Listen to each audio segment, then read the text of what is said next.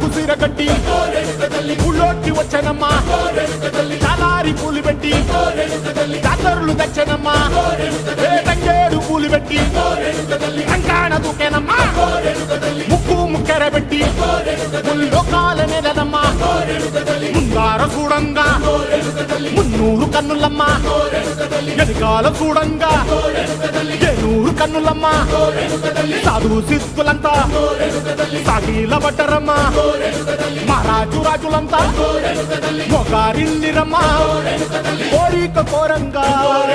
రంగులు పూసినాము ఆశలు తీరంగా ఏసాలు వేసినాము